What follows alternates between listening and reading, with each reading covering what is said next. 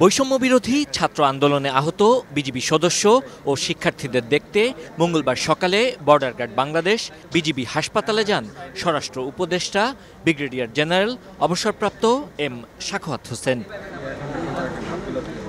পরে গণমাধ্যমের সঙ্গে কথা বলেন স্বরাষ্ট্র উপদেষ্টা, জানান 15ই আগস্টের কর্মসূচি নিয়ে সংশ্লিষ্ট সবার সাথে বসে সিদ্ধান্ত নেওয়া হবে, তবে কাউকে কোনো অরাজকতা করতে দেয়া হবে না। 15 বছর এই ফোর্সগুলোকে দানব বানিয়েছে, যারা বানিয়েছে তাদের আমি পারি আর না পারি, I will take them to international court.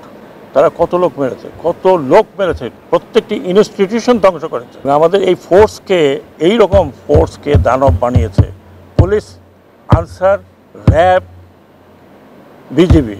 I will try to bring them on to the justice, দেশে এবং দেশের বাইরে, সে যত বড়ই হোক।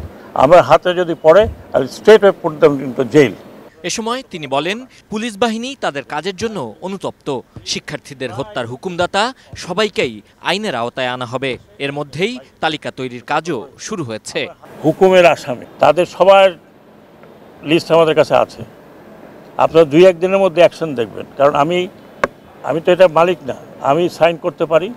এটা 2টা ধাপ গিয়ে তারপর এটা হবে।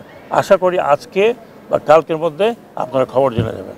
সীমান্তে এখন থেকে বিজিবি আর পিঠ দেখাবে না বলেও মন্তব্য করেন স্বরাষ্ট্র উপদেষ্টা। বর্ডারে আমাদের লোক মারে, বিজিবি ফ্ল্যাগ মিটিং করতে বাধ্য হয়, পিঠ দেখাবেন না। Enough is enough.